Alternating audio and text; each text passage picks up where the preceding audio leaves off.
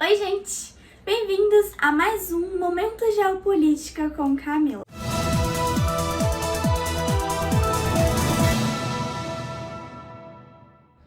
Então, o vídeo de hoje vai começar com uma notícia do presidente americano Donald Trump. Ele anunciou o rompimento com a OMS, Organização Mundial da Saúde. Os Estados Unidos, que eram os maiores doadores de fundos para a organização, só no ano passado investiram 400 milhões de dólares para a OMS, o equivalente a 15% dos fundos arrecadados pela organização.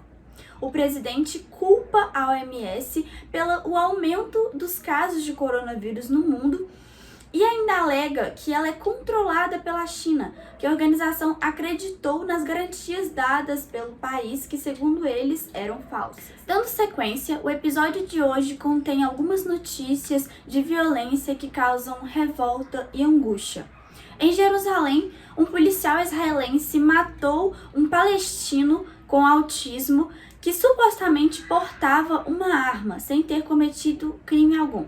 Durante a patrulha noturna, o porta-voz da polícia diz ter pensado ver o rapaz portando uma pistola, mas palestinos locais afirmavam que ele estava desarmado. No mesmo dia do ocorrido, no Brasil, um grupo de manifestantes protestou em frente ao STF, um grupo pró-Bolsonaro, identificados como os 300. Eles gritavam ameaças ao ministro Alexandre de Moraes, que é responsável pelo inquérito de fake news de apoiadores do Jair Bolsonaro. Apesar de não pregarem o racismo, muitos jornais nacionais e internacionais identificaram semelhanças do grupo aos movimentos neonazistas americanos. No dia seguinte, o presidente Jair Bolsonaro participou de manifestações contra o STF.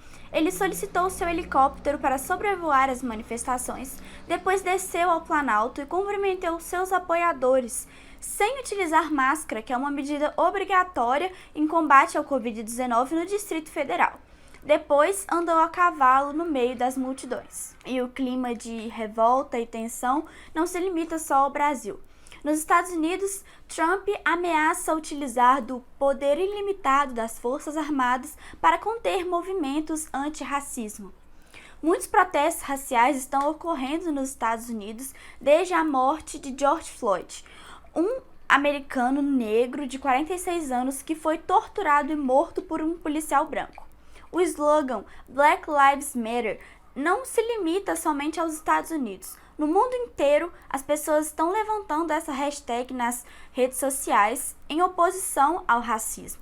No Brasil, em especial, além da hashtag Black Lives Matter, a hashtag Vidas Pretas Importam ou Vidas Negras Importam também fazem menção e homenagem, justiça ao menino João Pedro. Em meio à pandemia, atos que ferem a humanidade, angústias, protestos, revolta. Uma mensagem de paz.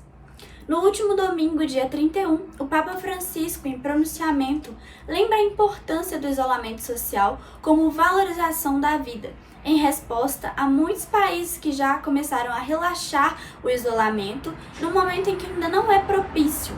O pontífice afirmou: cuidar das pessoas, não poupar a economia, cuidar das pessoas que são muito mais importantes que a economia. O clima tá pesado, né? Mas eu não podia deixar de trazer esses assuntos aqui hoje, e o tema que eu escolhi para o vídeo de hoje também não é legal. Eu já tinha até preparado outros temas para esse vídeo, mas eu mudei os planos porque tá me incomodando muito. Eu, como mulher, senti a necessidade de vir falar disso aqui. Foi a pauta mais comentada nas redes sociais nos últimos dias, que é o assédio. No Instagram, no Twitter, nos grupos de WhatsApp, tá rolando a hashtag Exposed. Essa tag expõe relatos de mulheres sobre violência sexual, relacionamentos abusivos e traumas de meninas que foram assediadas. Vamos lá, primeiro eu gostaria de pontuar para vocês o que é assédio. Por lei, o assédio é crime e legalmente é separado em assédio moral, que está ligado à seara profissional, e assédio sexual, que consiste na insistência impertinente, perseguição, pretensão ou sugestões constantes em relação a alguém. Isso pode se dar por contato físico, gestual, verbal, comentários ofensivos, comentários em redes sociais, propostas ou presentes constrangedores. E com isso, relatos dolorosos encheram a timeline a partir da hashtag Exposit. Eu vou ler aqui alguns trechos de meninas que me autorizaram a mostrar pedacinhos de seus relatos, preservando o anonimato. Liberdade é falar, é escrever, é se livrar da dor. Termina esse texto tremendo, culpada, humilhada, devastada, mas orgulhosa. Eu não conseguia sair daquilo. Eu estava presa, mas eu sabia que era errado. Eu era dependente. Em certas brigas, ele segurava meu braço, me prensava contra a parede e gritava comigo. Segurava meu braço com força e me empurrava. Só foi ficando pior. Hoje, quando vejo ele, eu sinto que vou cair no chão. Me sinto muito ansiosa, me traz lembranças muito ruins. Só eu sei o que eu senti. Sempre acatem e respeitem o não de uma mulher. A sua falta de respeito pode marcar para sempre a memória dela. Esse texto é simplesmente incapaz de transmitir o que eu senti na hora e o que eu sinto quando lembro, mas sinto completamente aliviada por ter conseguido tirar o peso de ser a única que sabe disso. É de tirar o fôlego e arrepiar. Mas os impasses trazidos pela hashtag Exposit são os riscos causados por essa exposição, que podem vir a acontecer. A hashtag ela surgiu em Florianópolis, não teve muitas notícias em jornais, mas ela repercutiu o Brasil inteiro. Eu dei uma pesquisada e soube que esse movimento foi muito forte no Rio, em São Paulo, Campinas, mas eu tive mais contato com a Expose de BH, porque eu moro na região metropolitana de Belo Horizonte. Todas as minhas redes sociais, na maioria das vezes, são compostas por pessoas da região. E eu li muitos relatos de meninas, de amigas aqui de Belo Horizonte. Mas o que me preocupa muito são as consequências jurídicas da exposição. Eu me vi na obrigação, como estudante de direito, de vir aqui alertar sobre isso. Meninas, é muito importante que você denuncie, mas tem que haver muita cautela para isso. Então, é livre a sua exposição, você tem a liberdade de expressão, de poder colocar seu relato da forma que quiser, em forma de texto, vídeo, em qualquer mídia social. Mas não é permitido expor os dados do agressor, características pessoais dessa pessoa, porque isso pode implicar em crime de calúnia, difamação ou injúria. Por isso eu vi muitas listas rolando com nomes, fotos, redes sociais dos agressores, e isso não tá certo. Por quê? Imagine, a vítima, depois de todo o sofrimento, trauma pelos acontecimentos, ainda pode ser processada.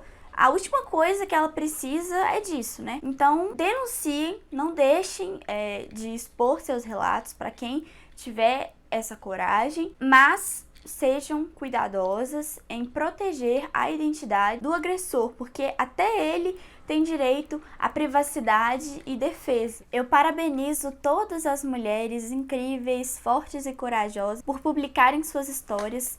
E mesmo as que ainda não conseguiram ter a coragem de publicar, eu sei que é muito difícil, não são mais fracas por isso, de forma alguma. Nós, mulheres que temos batalhas diárias, vivemos vários constrangimentos, temos medo de sair na rua sozinha, de ir para um bar, uma balada, um show, uma festa, desacompanhada de um homem para nos proteger. E acho que isso tudo desperta o sentimento de sororidade, que é uma união, uma aliança entre as mulheres, baseada no companheirismo e na busca de um objetivo em comum, que nesse caso eu acho que seria o respeito e a igualdade de gênero. E agora, durante a pandemia, esses problemas em espaços públicos podem até diminuir por falta de frequência, exclusivamente por isso. Mas, por outro lado, imaginem quantas mulheres estão sofrendo dentro de suas próprias casas. Com o isolamento social, a violência doméstica é uma preocupação enorme, não se esqueçam disso. O vídeo de hoje termina aqui, eu espero que tenham gostado. Deixem um like, não se esqueçam de se inscrever no canal, compartilhar os vídeos com os amigos e deixar nos comentários feedbacks e sugestões para as próximas pautas. Até a próxima!